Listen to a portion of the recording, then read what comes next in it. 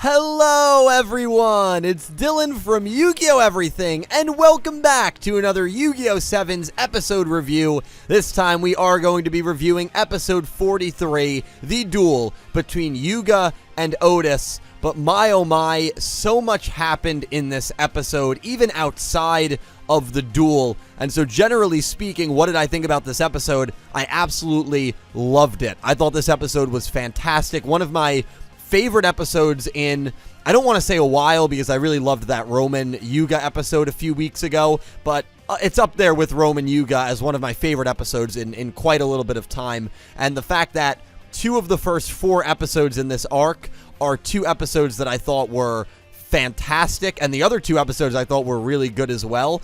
This arc is off to a really good start. In my opinion, the strongest four-episode start that any of the first four Yu-Gi-Oh! 7's arcs have gotten off to. And so what made this episode so interesting was all of the different things that were going on around the pretty interesting duel between Yuga and Otis. This episode was all about focusing and getting ready for the tournament, signing up with your team, and as we learned from last week's episode, Yuga did not want to participate because he did not want to take away the opportunity from his three best friends to grow and improve. A very selfless reason, a very Yuga reason. It's a reason that completely makes sense, although we all figured that there might be a little more to it. This episode kind of implied that there might not have been more to it, to be honest. At least that's kind of the vibe that I got, which is completely okay. But Otis, every time that Yuga starts to get a little stagnant, Otis always shows up and pushes him beyond. Right, Yuga is kind of what Otis is to his three friends. Yuga is kind of that motivator for Rook, Roman, and Gakuto, and kind of pushes them to be better. And while Rook, Roman, and Gakuto are very supportive and great to Yuga, I don't know if they necessarily motivate him the way that Otis does. Otis reminds me, the relationship that Otis and Yuga have reminds me a lot of the relationship that a spirit partner would have with their Yu-Gi-Oh! Protagonist, a relationship that Astral would have with Yuma, or Yuto with Yuya, or even maybe I and Playmaker to a degree. That partner that is always with them, that is constantly pushing them to be better and go beyond their limits. That's kind of the vibe that I get from Otis and Yuga, and Otis is very quickly becoming one of my favorite characters for that reason. I still don't fully understand his motivation, because clearly he has some personal, maybe not personal, I would say personal stakes in this. I would say he does have a personal tie with Yuga, and I don't know if it's a matter of him seeing himself in Yuga or just believing in Yuga because he was the one who gave Yuga the Sevens Road cards, and because Yuga was the one who received those cards, Otis is now following Yuga and going to be almost like a father figure to Yuga, always supporting and pushing him to reach that next level. And one of my favorite quotes in this duel that I think really woke Yuga up from his trance was when Otis said, "A person who stops running is just a bystander." And a bystander, that word, at least to me, always has kind of negative connotations. When I think of bystander, I always think of the bullying scenario, where if you watch someone getting bullied and you don't really do anything to intervene or check up on the person that got bullied or report it to someone, you're a bystander. You're just as bad as the bully. And that's kind of, I think, the same analogy that Otis is basically using here with Yuga. If you are just a bystander to your own product, not only are people, as we saw in this episode, not going to even believe that you're the true creator of this product, but rush duels are going to get just as stagnant as the main game in the Yu-Gi-Oh! 7's universe. And Yuga realizes this because if Goha is the company that ends up running with rush duels, you trust Goha to keep rush duels fresh and innovative and continue to improve the game? There's no way. There's no way that Goha is going to do that, and Otis knows that. Otis knows that the second the majority of people believe that Goha Corporation created rush duels, and that the true creator and innovator of rush duels, which is Yuga, is going to stop participating in the game or stop trying to reach that next road and that next goal, the game is going to become just as stagnant and just as redundant as the main game in the Sevens universe. And that was the whole message that Otis was trying to convey to Yuga, and I think he was able to convey it to Yuga, and only Otis is able to convey something like that to Yuga. And again, it's that spirit partner, father-son mentorship that I absolutely love between these two characters. The last time we saw Otis and Yuga interact was in episode 13. 10 episodes later is when we got maximum summoning. We see Otis and Yuga interact here in episode 43. Episode 53, which is 10 episodes later, probably is the start of Arc 5. The fifth arc. unintended pun there. The fifth arc of Sevens. I'm making a prediction right here, right now, that that new road that Otis is referring to is going to be another new summoning mechanic, or an improved extra summoning mechanic, maybe on top of maximums, like over Axel maximum or something along those lines. But I think that is what Otis is hinting at, and I just wonder if every time Otis and Yuga have these moments, if that new road to making Rush Duels more fresh and improving Rush Duels is going to unlock a new mechanic in the game. That's something I think very interesting to keep an eye on going forward in this tournament. Of course, the main beauty of this duel is Otis using a summoned skull deck. We've seen him use a Blue Eyes deck, a Red Eyes deck, and now a summoned skull deck in his first 3 duels.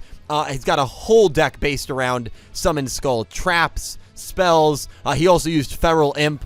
Every time Otis duels, we are all glued to the screen as the nostalgia just slaps us across the face. It's great because it doesn't feel oversaturated. I mean, I love nostalgia, and I love Easter eggs, and I love, throwbacks to the other shows, so I'm never going to feel like it's oversaturated, but it does feel like it's a good, healthy balance. Why does Otis have all of these legendary cards? I'm not really sure. It could just be that he works, or as we know, worked for Goha and maybe was able to steal a lot of these legendary cards before he was kicked out of Goha.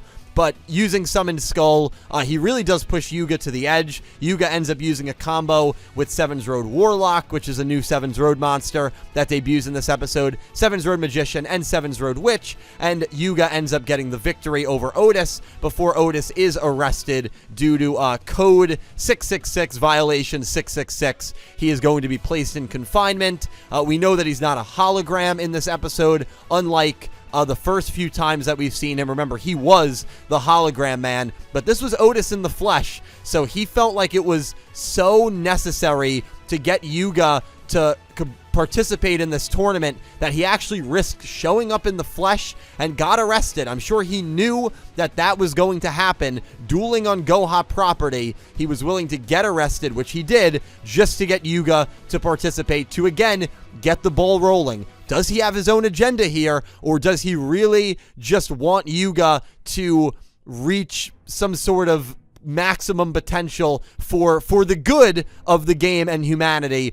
I'm still not 100% convinced that Otis is pure-hearted in this, but at the moment, I guess we don't really have any reason to believe otherwise. But Otis continues to be one of, if not the most fascinating and mysterious character in the Yu-Gi-Oh! 7's universe. Yuga, Gakuto, and Roman run into Mimi. They believe that Mimi is cosplaying as Mr. Goha, which is actually hilarious. So they actually do not realize that Mimi has become the real and legitimate Mr. Goha. Also, how bad is security that Yuga and company were able to literally waltz right into the office, or right upstairs? I know she wasn't in her office, but right upstairs in the Goha building and just walk up to the president. I mean, that seems insane. I know she had a secretary, which obviously a secretary is different than security, and the secretary left the building on her command, I believe, to get food. But that security is very concerning. Yuga, Roman, Gakuto just walking right in. Mimi accuses Yuga of potentially writing the plan, writing the book that led to this tournament, because she remembers Yuga's notebook and she thinks that the text structure and the writing and the aesthetics look similar. Yuga plays dumb. I don't think actually he's playing dumb. I don't think Yuga really has any idea what she's talking about. I have two theories on this. I have two theories. My first theory is that little girl that spoke to Mr. Goha directly at the end of episode 2, she's still one of the only characters that we know nothing about. And I'm sure Sevens is not going to completely abandon her, because Sevens has been such a tightly written show to this point, but I would never have believed if you told me after episode 2 aired that we would go over 40 episodes without ever getting another scene or any sort of detail on who that girl from episode 2 was. I would not have believed you. I'm surprised that they've went this long, which makes me think that that girl is going to be very important to the story and the overall plot. She just sounded very young, like very young. So I could see her being the one that potentially sent in this notebook. And the other person, the episode ended really insanely. We see this one character who is wearing not a Goha mask. It looked like a Goha mask. The first time I watched the episode, I thought it was a Goha mask. It's actually a mask that has the number 6 on it. It's the same color scheme, and the 6 kind of looks like a G, but it's not. And he says in a very intimidating voice, I mean, this is a legendary voice actor, for those of you that don't know, he says, "The time has come. We, 666, will now take over Goha." This, ladies and gentlemen, is by far the most intimidating and threatening character that we have gotten so far in Yu-Gi-Oh! 7s. It's an adult, it's an older looking character, and it's someone who is not going after rush duels. This is the first character who is not going after rush duels. He's going after Goha. He's going after the government that controls the entire city. Think about that. That is a major, major goal here, and it seems the only person who's going to be able to get in this character's way, at least for now, is Asana, who clearly lied to Galleon and Schwer because she knew something was going on in her caves, and Caterpillar. So Caterpillar is a character who, again, I have to get the previous Yu-Gi-Oh! Shows out of my mind, because previous Yu-Gi-Oh! Shows, you have a character like Caterpillar, he is not going to do anything, and he is not probably even going to appear in another episode for the remainder of the show, with all the one-off duelists that we had in all of the Studio Gallop Yu-Gi-Oh! This is not Studio Gallop Yu-Gi-Oh! And so seeing Caterpillar actually spying alongside Asana at the end of this episode was a phenomenal way to end off this episode. And what's really fascinating is this character, the Silhouette Man. We actually do know his name. He's the Silhouette Man. I guess the leader of the 666, whatever organization or group that is going after the same corporation that Asana and her team hate. Right? Asana also hates Goha, but obviously I think Asana understands that there is a serious threat with this character. I don't believe he's digging up maximums. I believe he might be digging up maybe that additional and new summoning method that I'm starting to speculate we might be getting soon. Or maybe he is just trying to dig up a crazy amount of maximums for his team to use so that they can overwhelm the tournament. Are characters like Sirocco, Kakako, and Chikako a part of 666? Maybe. That's just kind of an out there theory. We know they're very closely tied to Goha. The robots definitely look very intimidating, and I'm not sure what reaction 000 means. I don't know if they're coordinates. I don't know if that's the strength of whatever they're testing.